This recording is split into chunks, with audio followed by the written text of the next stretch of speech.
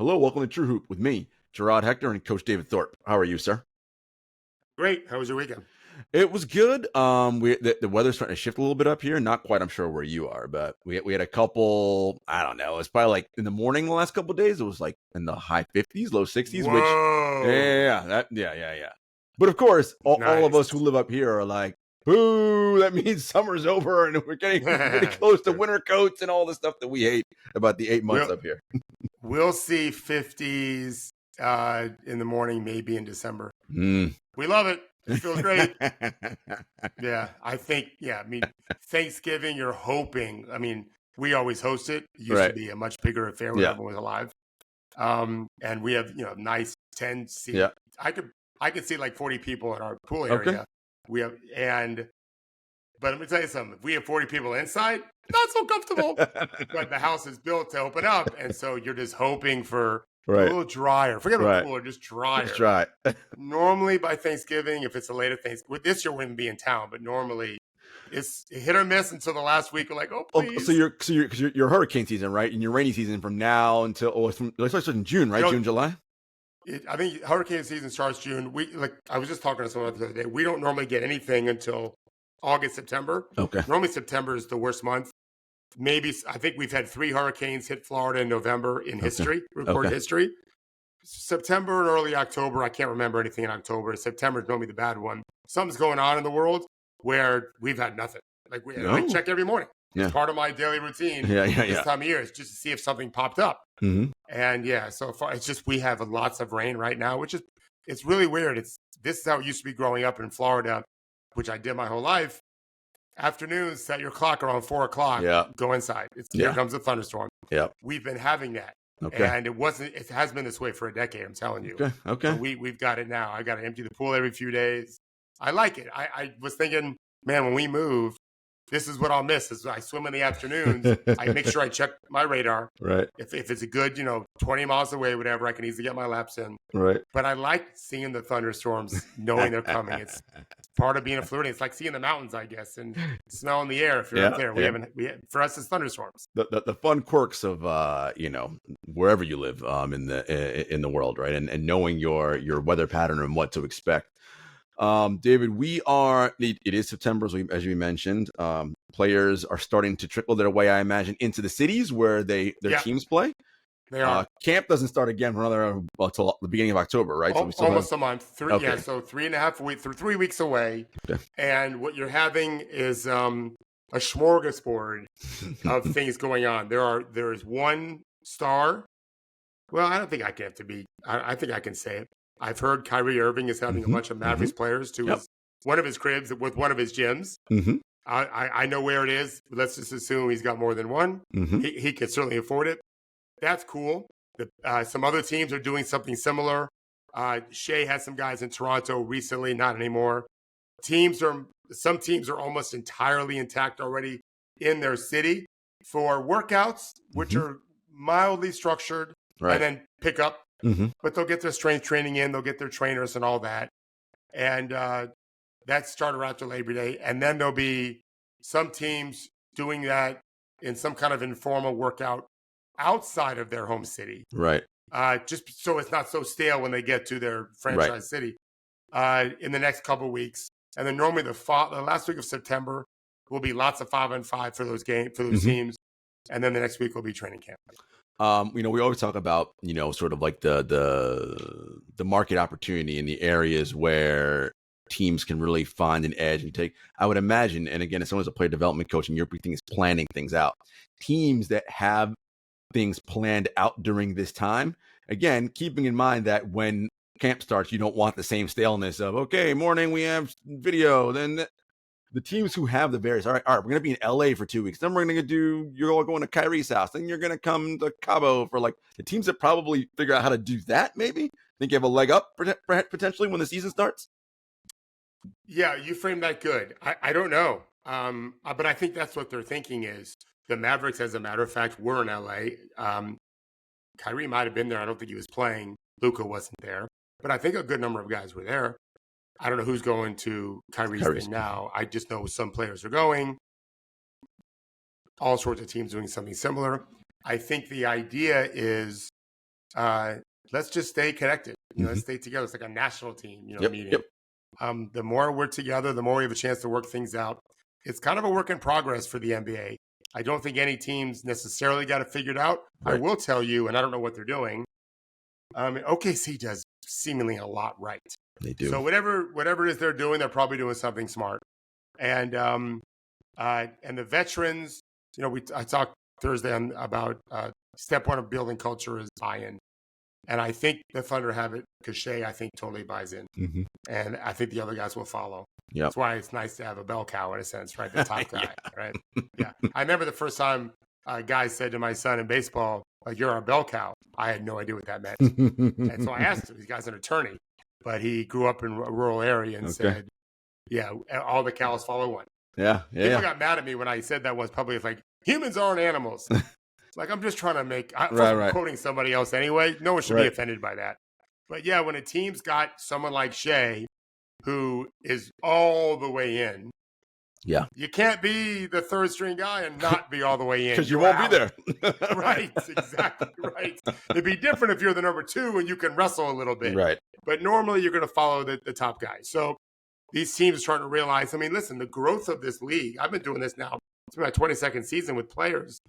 The Nuggets were the first team I knew about that had a team chef. Now, everybody. Yeah. It's just automatic. And I remember being so impressed. I saw it myself. Breakfast and lunch, and you took extra stuff home for dinner. Yep. Well, a lot of these players have their own chefs also, which is fucking smart. Mm-hmm. I talked to an agent the other day, this weekend, who said, we won't even recruit a player anymore if he doesn't have someone like you in his life or willing to work with someone like you, and won't get a chef, that kind of thing. We're not even interested in recruiting him coming out of college. That's fair. There's so much money to be made, and there's so many good players out there. Every edge matters. Well, teams can take advantage of the same thing. Yep. So that's why they build these great lounges. Mm-hmm. They want the guys to hang out a lot together. I think it's smart. Great training facilities. And you mentioned chefs. Not only that, most teams, not only a chef, but a clinical nutritionist and dietitian that works hand in hand with the chef. Famously in Brooklyn, the players, based on their needs, all have different smoothies that get made for them by the team for after practice, and we know it's part of their rehydration and their refueling. Like we are. That's right. You need every edge you can get. Correct. I spoke to a personal physio for a lot of great players in multiple sports, by the way, and he was telling me about a scientist he uses, a woman who takes the player's blood to help with that nutrition part of it. And I've already introduced that woman to my daughter, who doesn't react well to gluten and a few other things. Why not learn at 23 years of age what your body just does not like and why maybe? And so they're going to do a Zoom call, I think, this week. And my daughter said it's $300, which is a ton of money, thank goodness, for a 23-year-old. Right. To an older man like myself or to a pro athlete, not a lot of money. Especially with the value you get in return. And I've had players tell me they used to always eat salmon and pasta, and they just always kind of felt sluggish, but that's just what you did. And then this was a decade ago, and then he's a well-known player. He tested a number of different things and learned that, no, those foods don't work great with you. Try these things. And it just transformed him. Yeah. Yep. And just his alertness on game day. This is the advances of science, and science is a good thing despite what 40% of the population says. We're waiting to wonder how long you get a dig in there at that crew. David's final basketball contender piece came out over the weekend. Yeah, Friday maybe. The Boston Celtics, surprise. What up, Shaq? The number one team. We lauded their starting five last year. Just phenomenal. I mean, as I always say, when you can start with Tatum and Brown on the wings, like, you're already well. I'm gonna give you a twist of that. I agree with you, of course, Jarod. When you start with White and Holiday, you're right. You know what I mean? It's an embarrassment of riches, right? So if you have those four guys, it's like, geez, dude. But they don't really have a starting six. So you've got the 7'4" All-Star unicorn, right? And you got Mr. Stable, Mr. Adult, right? Al Horford, right? That's a pretty good starting six, right there. You're in your level of competence is so high. And your ability, we in our morning call this morning, and we're talking about something we'll get to when we talk about something a little bit later on. But players whose inability to read the game and read the floor, right? Versus players who can do that. And the Celtics just have 6-2. Like they all know how to do that. And not only that, know their place and where they are supposed to be in that role. Well, I think that's really one of the real special parts of it is it seems like these guys don't have egos. It's pretty amazing. I happen to be a big fan of Jaylen Brown, not just his politics, but not always his politics, I'm sure, but his courage. But I just have never felt, he did a dig on Jason Tatum in one of the games, might have been the first Pacers game, and he said JT finally woke up. But I think Jaylen Brown has enough respect where he can say stuff like that, and Tatum doesn't take it personally. But I think that it's the margin of error they have because of the talent, so that they can have guys have bad games all the time. Not 20 of them, but if Tatum has a bad game, you've got 3 other dudes that can punch 25 up, and then collectively they can really guard and that kind of thing and shoot a lot. They shoot all the threes. They shoot more threes than anyone. Yep. So they just have a big margin for error, and the balance of that works so well too. It's not just the talent they've got, but the fact that they shoot so many threes and that variance is big. But they just always play deep. Right? This is when I say always, almost always are high-level defensive players, high-level defensive production, efficiency, and that helps them deal with the variances. If they're shooting great, you're probably rolled. If they're not shooting great, you still could lose because of the way they defend and find other ways and connect. Yeah, they just have really, really well-run team, and they just kept knocking on the door, and now they kicked it in. Yep. They easily could have. If they take care of business in Game 4 a couple years ago with Ime. Yeah, that's their second title. No doubt. 4 years. So that they're in terms of playoffs, they're so battle tested and worn. You mentioned the organization's so well run. Brad Stevens made the transition from head coach to front office, which it's not the same job description. No. They're 2 very different jobs, and he has seemingly done that extremely well. I think so. They got the right people in. And you talked about defensively what they do. We talked about this on our morning call. That suggests a connectivity, right? Because there is a way in which defensively your team has to be in tune. That's not better. It's just different than what needs to happen on the offensive side, right? Because a player can break off and do something great and save you. Because of the way the NBA is now, one great defender ain't going to matter if everybody else is just not doing their own thing, not covering, not reading, not communicating. So the Celtics seem to have that kind of connection that really shows itself on the defensive side of the floor. Yeah, I think that there are teams who don't have the collective defensive IQ of the Celtics that play good defense, length, athleticism, size, commitment, effort, all those things matter. And so they can make up for, let's say, an inability to read as fast as maybe a team like Boston can do with those other things. I think Boston just has such a high level of collective IQ defensively. That's my guess anyway. So that even if they weren't connected in the same way you're describing, it's more that they just can read the game. So that connects them anyway. It doesn't matter who their defensive coordinator is. If everyone, it probably does matter. But it may not matter because they just all read the game so well anyway. But that does begin with the strategy they laid out. Here's what we want to do for each of these players, these actions, that kind of thing. And the only thing, I didn't mention it because I didn't know at the time what KP's prognosis was, but I've since been reading about it, that maybe 2025, late 2024, early 2025, he's back. Yeah. So I don't have him winning as many games this year as last year, in part because of that. I didn't write about it, but and you're going to get everyone's best. Correct. It's just less. It's not. The teams are always wanting to kick your ass. There's just a little more something when you're playing against defending champs, and a little lack of fear of failure because you're expected to fail anyway, and that kind of frees some players up, right? And so combine that together with some good teams in the East. Yep. Al Horford's a year older. Yeah. Horford, right. I don't think it'll be as easy. I do think there is a chance someone else wins the East, but they would be my strong favorite. You talked highly of their G League team. And I talked about Brad making a great transition from head coach to front office. it would seem to me, if I'm the Celtics, okay, and I know KP's hurt, and I'm not suggesting that anybody on their GLeague team can approximate anything KP can do.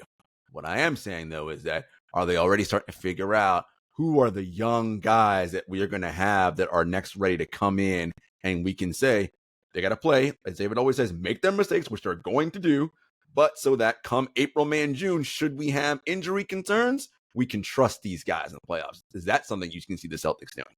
Yeah, so I don't know who all their two-way guys are this year. I could probably guess because I know their roster pretty well. But Neemias Queta was one. I think he's converted now. 25 years old, from only player from Portugal. Okay. Is that where Ronaldo's from? Yep. Mm-hmm. Look at that. See? Look at that. David's football knowledge. That was the full amount of my football knowledge right there, pretty much. Yeah. Messi, Argentina, see? There you go. That's all you need to know. Yeah, that's about it. Franz Beckenbauer played in Germany in the 70s. I remember that. See, you know more than you think, than you let on. Yeah. So anyway, Keita is just a fucking monster. I don't know why he hasn't made it to the NBA. He looks like a guy that should be able to play. They've got Porzingis out. They've got Tillman backing up Horford. Mm-hmm. Tillman's 6'7"-ish. Correct. But pretty good. Mm-hmm. But I could see them playing with him and seeing how Keita does. And he's the opposite. Well, he's got a little KP in that he can be a rim guy. He's not a shooter. He's a classic big. Okay. And a different beast than Horford and KP and Tillman. That becomes interesting. Mm-hmm. They have Jordan Walsh. I don't know how he didn't get drafted in the first round. I don't know anything background-wise on him from Arkansas. 6'9"-ish shooting talented wizard who I think's a rostered guy who played a lot in the main Celtics last year. Has a chance. I've not heard good things about his summer, but doesn't mean he's not going to be good. But he's got a lot of talent. Last year, two-way player. I think he's back as a two-way guy. Drew Peterson, 6'9", Duncan Robinson, point guard, who plays better defense than Duncan. I love the kid, as I've told you before. I don't know if he even plays on the varsity because they have Sam Hauser there. Right. But this guy's a playmaking and a better. Hauser's actually fine on defense. I think Peterson's better. Oh, by the way, Keita's 25. Mm-hmm. Walsh is only maybe 21. Oh. Peterson's 24. Okay. And they have a kid, J.D. Davison. I'm not sure if he's rostered this year or not. Super quick, athletic kid from, I believe, Alabama.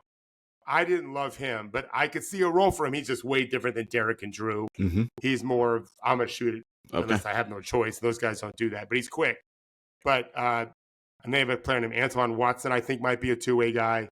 To your point, like they can mix in some of these younger guys with the idea, because some of them aren't that young. They're just inexperienced because they came out of college late. All it takes is one or two more, and they're plenty deep. Yeah. They have Xavier. I think they need more help at the center spot. Yeah. Keita would be huge for them. And then maybe another big playmaking wing like Peterson with Drew and Jalen. I'm sorry, with Jalen and Jason. I don't have them as prohibitive favorites. They are the best team. I'd pick the field over any one team. Right. But it's not easy because I think they're special. And I think Joe did a great job last year. No, Missoula definitely did a great job. We talked about how that last year he had the opportunity where he had a full off season where it was clear it was his team versus what it was the year before, where he basically found out the day before camp opened. Yeah, you're the guy now. Like that's a very different scenario. So I think they know how he wants them to play, which they've done. They've as a collective, they've had the playoff, failures and heartbreak and all of that as a squad, and then won it last year. So there isn't so much on a basketball floor that's going to make any of these guys scared or nervous or, oh my God, we haven't experienced it before. They know, but that's not a guarantee for future success. It just means that we have reference points we can go back to say, guys, we know how to figure this out, right? Let's do it. Injuries come for everybody, so KP doesn't play all season or Horford's, there'll be a problem, as David mentioned. The center spot is where I am concerned for them as well. We'll see, if and how they address that. It seems that they have players on their roster who can, and at least two-way guys down in Maine that can help them do that. All right. 100%. Yep.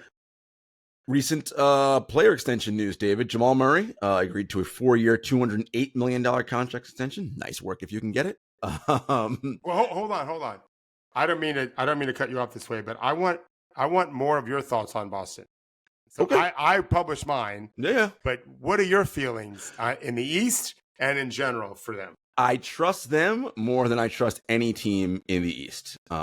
Now, some of it, I will admit, is recency bias because they won, but it's also because of what I just said, which is they've gone through it collectively, right? They've failed in the conference finals, got beaten by whomever in the first round when they shouldn't have, the Heat probably, or second round, like all those things, right? So I trust Jalen and Jason. Again, as I always say, if you can start your team with 2 all NBA and all defensive caliber wings, that's really hard to replicate, right? Most teams can't do that. And then you add in Jrue Holiday and Derek White, who are the ultimate team guys who fit exactly what. Yes, we will defend first. No, we're not going to be sticky with the ball. We'll all the things, and right. Like every team would love. Can we clone Jrue Holiday and Derek White? No, because right, like they'd love to have those 2 guys next to the superstars because those are the perfect complements. And Joe Mazzulla has really grown on me. I didn't think he was bad in his first year. I thought it was a hard position for him to be in. But I think all things considered, right? Not knowing, and now Ime did it one way, and the players getting so late. Yeah, it's just it was bad, right? It was bound to be disastrous. Why won't they win? So, Jarod, I wrote about this. Yeah. Why won't they win? What happened? If you guess, that's what I did in the article I wrote. Injuries for sure, and if for some reason there is some regression from White or Holiday. They're not old, but they're 30. But let's say they both shot pretty well from 3 last year. I don't know, maybe 39, 40%, maybe 41%. But if they drop to 37 or 6, right, or something like that, it's like, these games are a little bit tighter than we'd like. Al has a major drop off, right? Or he has to play more minutes than we want him to play. Porzingis can't come back as fast, right? Yeah. And they don't get somebody to help them fill out that situation. Cole Hauser and Peyton Pritchard don't play as well in their backup roles for whatever reason. Like, because the players have ebbs and flows sometimes in seasons, like, right? And for whatever reason, they're a little bit worse, right? I think that's the thing that people don't realize. As a collective, everybody does their part to a championship. But if everybody is, for whatever reason, or even your main guys are slightly off, they regress by 2%, that's a major deal in a league that's this talented, right? Because now that means somebody else has to figure out how do we make that up. But what if those guys don't make it up, right? So things like that. And then, of course, I don't think it'll happen, but anything's possible. Some kind of major chemistry, tension, fight, blow up, which I guess is always possible, right? One of my favorite lines I use is the late Glenn Frey on an Eagles documentary said, every great rock band is on the verge of breakup, right? Like, so, right? Like, I don't know. Some weird shit happens that we don't know about, and guys fucking hate each other, and then it's over. Like, we've seen it before. It's happened. Well, when you mentioned that 2% mattering, what you're really saying is there's another team that could beat you. Correct. So who's that team?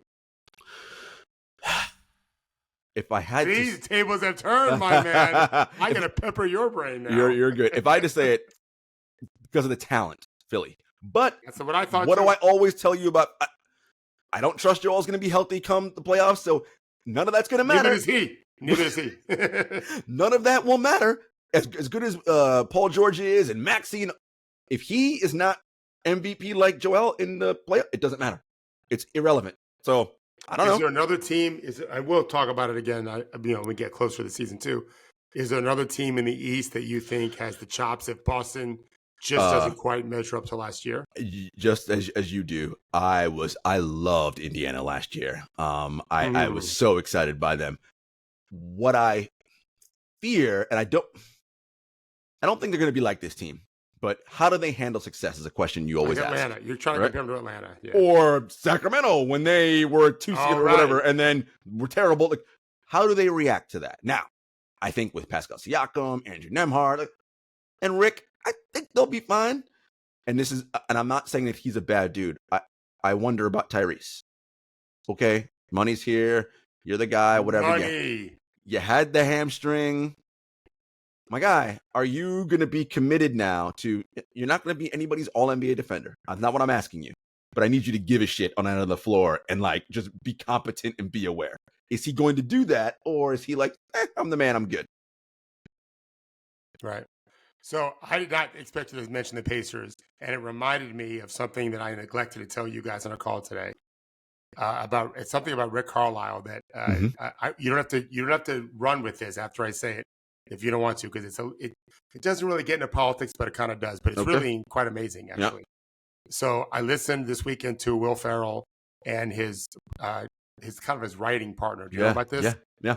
Who's transitioning and has transitioned. So this longtime collaborator on SNL, and I think even beyond SNL, was a man when they did it. Will tells the story. He got an email from her saying, "I've transitioned to a woman." Long story short, they meet, and Will's like, "Let's go on a road trip together and bring cameras." It's now a Netflix documentary that I'm even hoping to watch even tonight, maybe with my daughter. I don't know if my wife will watch it because she may go to sleep early, but maybe she will. But anyway, in this interview, I think it was with the Daily, New York Times, they go to Indiana for a Pacers game and sit on the court. Do you know about this? No, I don't. So they go. I didn't either, and I watched a lot of their games, but I didn't know it. They're on the court, and the governor comes over, and apparently, no surprise if you know Indiana politics, not very pleasant to not transition. Right. Yeah. But Will goes out of his way on the podcast to say, "But Rick Carlisle was so lovely." Walked over to her, said, "Congratulations, best of luck. Really excited for you, whatever." Just acted with class. And for Will to go out of his way to say that, as someone, we're tough on NBA people all the time. For sure. That really struck me. Yeah. We need plenty of decency and love in this world. And Rick's a unique individual. And he sure is. Different ways that most of us can't even say that. I'm going to text him. Like I heard it yesterday. I haven't done it yet, but that really meant something to me. As someone who I've dealt with a few people who have transitioned, or their children did, or in one case their spouse did, and they stayed married, at the very least have a big heart, because I can't even imagine what they go through. So anyway, good for the NBA to have someone like that in a position of authority like Rick is. Yes. One of the things, a lot of things that you say, I take and apply to my life. But one of my favorite sayings of David's is it's not hard to be decent. And if people were just decent to one another, that's it. Not even saying good, or just decent. Like, just be decent. We would be so much better off, right? As a collective species. So no, that Rick did that is huge, and I think Rick's probably gone through some changes as far as a coach himself, right? In terms of, all right, this style of mine does not really quite work so much. Do I have to alter things a little bit? Everyone that I didn't know him that well when he was in Dallas, but everyone that did, that I'm friendly with in Dallas, are like, who the fuck is this guy in Indiana? Who's just let the players play. And I've talked to plenty of Pacers players in person, and they're fucking loving it. They love it so much that when they get traded to another team, sign the free agent, play for a national team, like, what the fuck? Compared to what we had in Indiana, forget about it. Who's on the team. The willingness of Tyrese and Siakam now and Nembhard just to move the ball. Yeah. Like, the style is so much more fun. Yep. And in Indiana, Dallas with Luka wasn't that way at all. With Luka's there, he's not going to play that way, right? It's just give me the ball. And to be fair, it's fine. He's super good. He's very good at that. So I get it. Finishing up on the question you asked me, though. So the reason why I'm not saying the Knicks is for what you know. I don't trust they'll be healthy. You think they'll wear down come April? I know people are like, but Jarod, the Bucks. I'm sorry. Like, Giannis is great and all, but Chris Middleton's older, Dame's older, and all three of them, injury concerns. Orlando, I think, is still too young, not quite ready, but I hope that they make the playoffs again. I don't know what's going on in Atlanta. Brooklyn's obviously a rebuild. We talked about Philly. Who am I missing in the East? Orlando? I mentioned Orlando. I like them. I think not likely to make that. Correct. Kind of they're not going to do that move and be threatening in that way. How about Miami? Jimmy, are you going to play a full season and actually then also show up come postseason? I don't know. But okay, so yes, but Jarod, so now I'm not going to say gun to your head. So under pressure, could you definitively say there's no way Miami's can beat Boston this year? I wouldn't say there's no way. That's how I feel because it's Miami. Right. Yeah. Right. And I told you, I think they're going to let Bam shoot more threes. Which I hope think they're going to play differently. Just you've heard it here first. I think the Heat are going to play differently this year. We'll see it soon enough. And I trust Bo. I trust the Heat culture. Yep. I'm not ready to say they can't do it. And the other team, to think about at least and give them some, just because they got guys. Cleveland. Yes. Yeah. It'll be Kenny Atkinson, so first year new head coach. I would assume a different style of playing on both ends of the floor. We'll see. But you got Donovan Mitchell and Darius Garland and Jarrod Allen and Mobley. Those are 4 really talented players. Yeah. But again, Boston to me is still. What if Mobley makes a huge shit? show? If he's an all-star level player, and you're like, well, then now we're cooking with grease. Now I'm like, well, okay, but I'm with you. That is yet to be seen, right? So these are all factors that could stop and derail Boston. But there's a lot of ifs I said in that last 7 minutes of talking, right? So we'll see. A lot of stars have to align. Correct. All right. Before you asked me questions, we're talking about Jamal Murray. 4 years, $208 million. Look, now your future is wedded to obviously Nikola Jokic, Jamal Murray, and Michael Porter Jr., which if as big threes go, you could do a hell of a lot worse than those 3 guys, right? A hell of a lot worse. But that limits them now with everything else they can do around that roster. They've already let KCP go to the aforementioned Orlando Magic. Yeah, we're worried about now that who's going to fill that second spot. I mean, it's going to be Christian Brown probably. So yeah, I think so. We look at his numbers. Metrically, he has not been great in his first 2 seasons in the league. Yes, he looked great in the playoffs that finals that 1 year, but as we talked about, everybody else was dead. He was fresh and looked like a guy, like a jackrabbit coming out of a box. We'll see if he made improvements to his game. Time will tell. You always mentioned the disconnect between the front office and the head coaching staff, which that could be a long-term problem for sure. And then I wonder, okay, if Murray, and I'm not saying Murray's not worth it. It's the same thing I said earlier in this summer. I'm ready now for him to show me, okay, that you are now. I've seen you do it in playoffs in short sample sizes. I need you for a full regular season to literally be like, yo, Jamal Murray's an all-star, like legitimately. Because now I know, all right, this is the guy, right? Him and Jokic, they're good. And Michael Porter Jr., of course, continue. He's had an interesting sort of development, David, because there have been years where he's been really good offensively, especially shooting, got like 42 or 43% from 3, and he shoots on volume 7-8 threes a game.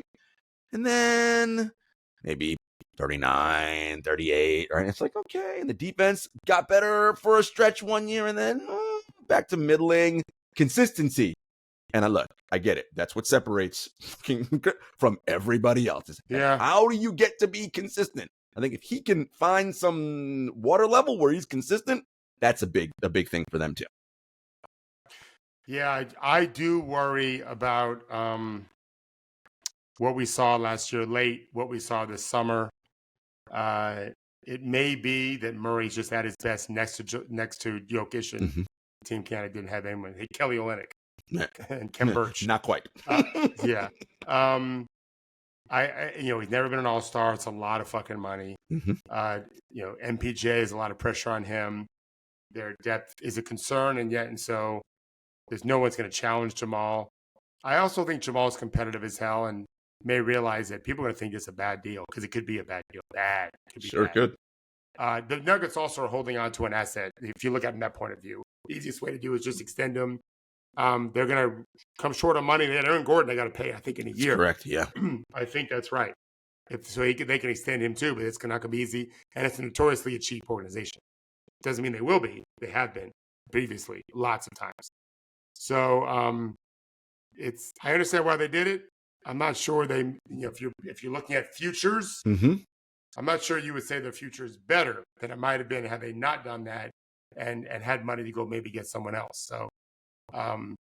It'll be interesting to see what happens, but I don't think it's any sure thing going forward. No, and then I wonder, what does that mean? I think I asked this question before when we had Denver as one of your teams that contenders. They were the first one, number 8 maybe. I said, what does that mean for Nikola Jokic? How does he handle that going forward if the team is no longer looking like they can compete for titles? Does he exert pressure on the organization? Does he, want to go somewhere else? I don't know. I'm curious. Do you know what city? I know you'll guess the same thing I guess. What city has the most collection of Serbs? He's Serbian, isn't he? Yeah, in America. Yeah, I don't know.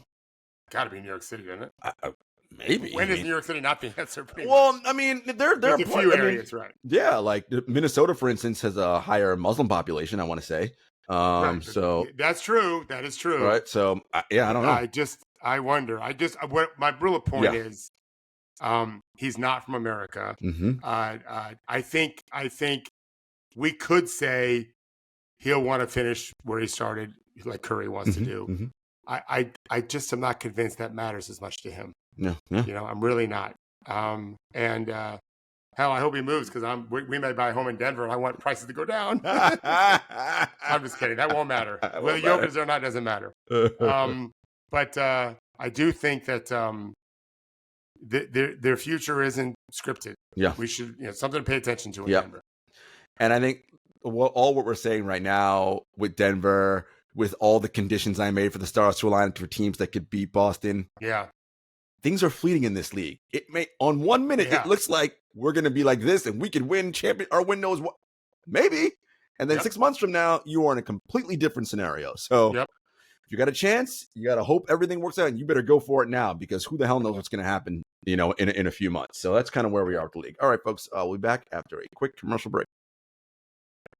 All right, David, time now for an interesting part of our show where we talk about a player who he's not even divisive, David, because the overwhelming majority of his peers and prior NBA players do not like this player. And I'm talking about Rudy Gobert. And we talked about it this morning on our call because you asked the question, hey guys, what do you think Rudy's Hall of Fame probability is on according to Basketball Index? And I, like Travis and Henry said, rightfully so, 4 MVP, DPOIs, what I'm like, 99.9. I mean, he's for sure. And everybody's like, 100 or whatever. And David told us it was like less than 40%. We were like, 25%. What? We were like, what the hell?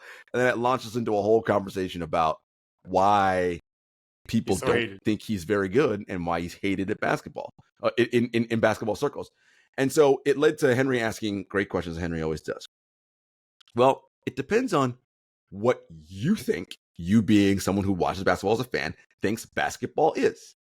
And I love that Henry went there. And David, it's, if you ask the average person, like what basketball is, who watches, they will tell, and I know that what they'll tell you because it's what's on social media. It's what ESPN shows me. It's all the fancy, awesome offensive stuff that the elite players do, right? Step back, DeMar DeRozan, Carmelo Anthony, all the great stuff, right? Those are the things that fires up their synapses in their brains and gets them hyped about basketball. So that's what most people think basketball is. You as a player development coach know that's not basketball. Basketball is jazz. It's a symphony of 5 dudes and 5 other dudes working together to achieve a common goal, right? Not one awesome dude highlighting and looking like, oh my God, amazing, amazing, amazing. But that's what works and that's what sells. And there has been this push around Rudy because he doesn't do anything like that at all. Well, he must suck. Add on that the top that he makes his latest contract was $200 and something million. And he averages, 12 points a game, like all the things, right? Like, so this guy must suck at basketball. That's what it is. And Shaq was on a podcast with his son recently, and his son asked him, who's the worst player in the NBA? And he said, oh, that's easy, Rudy Gobert. If you sign a contract for $250 million, show me $250 million. There's a reason why I walk funny, why I can't turn my neck, and why I can't do it. Because I played for about $120 million. You got guys like him who fuck the system over. They're making all this money, and they can't fucking play. So I don't respect guys like that. Every time I make these comments, people think I'm hating, but these are facts. You got teachers, you got firemen, you got doctors who have real jobs and get paid shit. Lots of stuff there from Mr. ONeal. But David, I will let you opine for a bit. Yeah, there's a few things I want to say. I wrote about this. I didn't mention Rudy, but I was thinking about it when I posted it on Facebook, I think, over the weekend. Have you ever seen She's Out of My League? Mm-hmm. Okay, so you remember the great scene. This is the scene I posted. They're at the hockey game. Yeah. And the blonde that the star, the main character, is sitting next to, goes to get some beers, and his buddy Stainer, great name, goes with her because they all think it's a setup for this blonde girl's friend to meet the star. And the dark haired girl, the brunette, says to him like, "No, she's into you," and he has that look on his face like, "What the fuck are you talking about?" Okay, well that's pretty much how it happened to me with my wife. When I found out she was into me, I'm like, "What in the world has just happened?" Right? My point is this: we have things in this world that really are about beauty in the eyes of the person looking. Okay, what I know my wife is looking for in a house, I know what she finds attractive and interesting, and other people may feel like, no, okay, we're the same thing as attractiveness with people, whatever. Mm-hmm. But we have advanced metrics in basketball now. So while I understand what you and Henry were saying and agree with your assessments totally, for someone like Shaq, who's in such a position of authority as it relates to the culture of our game, to not recognize that we don't need to just rely on what you think anymore. We have advanced metrics. It's irksome to me at the very least. It frustrates me. We're talking about, I think you guys are right. I didn't look it up. I think he has one for DPOYs. Mm-hmm. Yep. Did he just win one? Yeah, recently. Yeah. Maybe 2 seasons ago. No.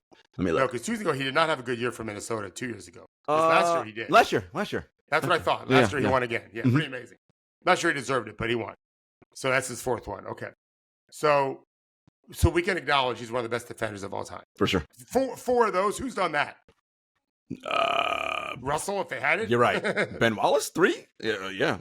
Yeah, Ben maybe, and there was Tim Duncan obviously had probably a few. 2. So he's one of the best defenders of all time. Without question. And I know this year he was top 10% EPM, which is not the end all be all, but it's one of our better metrics. Mm-hmm. Last year was not, 2 seasons ago was not so good.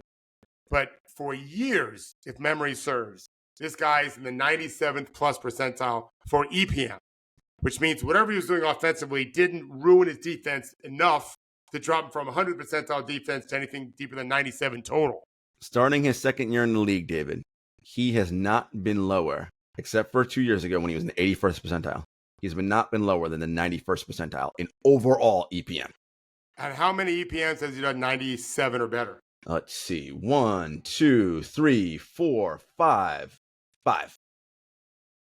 That's half his career. I think he's played 11 seasons. Correct. So it's almost half his career. If you throw out rookie year, which everyone is. So half of his 10 years as a veteran, he's been top 3 percentile at best. At worst, I mean. Mm-hmm. Like, it's one thing to argue whether or not you think he deserves Hall of Fame. He has not made the NBA Finals.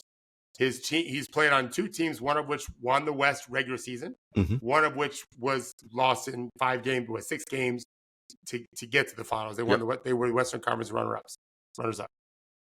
You could argue that, but that's a long way from arguing whether or not he should be Hall of Fame, which I agree with you guys. He should be first ballot, to worst player in the league. Correct. Now you're just trying to be controversial, and so the average fan might find that delightful.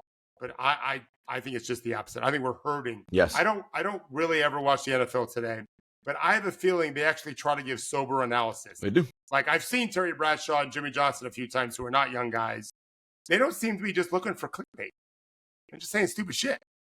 And I miss that. I wish we had that for our sport, because I'd rather have Shaq. I mean, first of all, I wish he would have said to his son during the NBA, there's lots of guys that didn't make it. So, son, you want to ask me who was the best all-star that really wasn't worthy? But to pick the worst player, I wouldn't know, because he never got on the court. You know, there's a lot of guys that they make it, but they don't really make it. Yep. So it's not a great question by his son, which I'm fine for him to be. I don't know what he does for a living. If he's a journalist, that's fine. But the hatred for Rudy is nonsensical at the very least. Yes. Probably rooted in something far more sinister. No doubt. And you said, the average fan probably likes that kind of thing. That's funny and whatever. And that's true. But the danger of it is that, again, to your point, because Shaq is an authority. Now, you and I and people who don't view him in that way, right? Because we know he's doing a shtick or whatever. But for the casual fan, this is a guy who's won NBA titles and MVPs and whatever. If he's saying it, suck, right? He must suck if Shaq's saying that, right?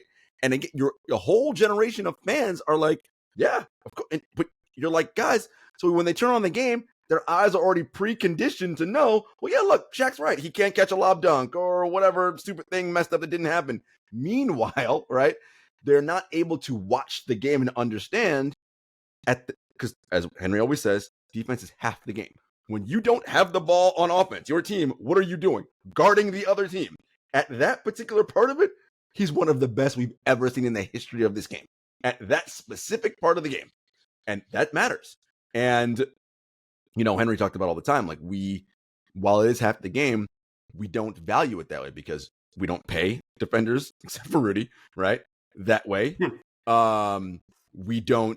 They're not the topic of conversation on social media and discussed in the same way in highlights, right? None of those things make highlights the way that, unless you're Wemby, who's 7'5" and then blocking 3-pointers, that makes highlights because you're like, who can block a 3-pointer? Well, someone who's 7'4" can, right? Like that makes highlights. But the stuff that Rudy does, like deterrent, right? When a whole team does not even approach the lane because someone is there, guys, that matters. He basically is saying this whole area of the floor where it's easier to get baskets, you can't go there. That's such a huge fucking thing. Huge.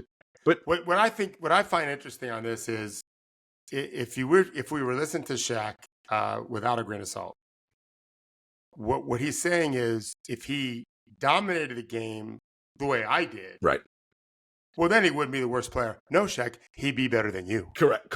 So is that the A and B? Right. The alpha omega. The alpha is the best ever at center, or worst player in the league. Right.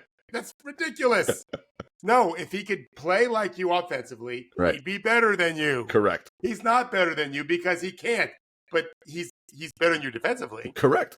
And he's won a whole bunch of games and had a net impact. I think I read his net impact for his career is over 7 points per 100 possessions. Yep. A net impact on the court. That's not nothing. Nope. Not at all. It's but I get back to, and we've talked about this much before, I just think it's bad for the branding of our league. 100%. That one of our best players the last 10 years who's all about winning and defense and effort and understanding his role mostly anyway, is laughed at by an icon like Shaq. If I was running TNT or whoever, he's working for whomever next, I would say, can you act like you like our players? Yeah, right. Yeah, the ones that have been winning. Yeah. Like that'd be nice. Can we transform, please, Mr. O'Neal? Yeah. Or we're gonna find someone else. It's a shame, but they can. That's guess what? We know how media works, how TV works, and how content works.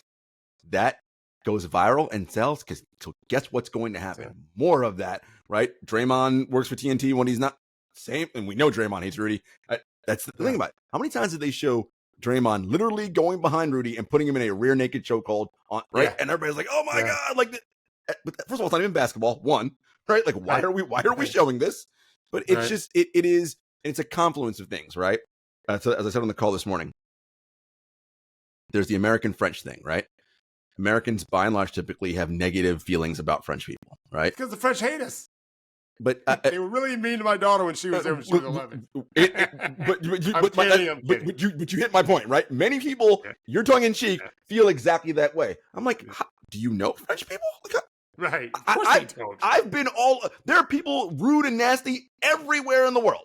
Like, it is not the domain of America or France. That's for sure. Everywhere. It does not matter. So we had freedom fries in this country, for crying out loud, for a period of time. I know, it's hilarious. Like, it's just so stupid. So there's all those negative stereotypes, right?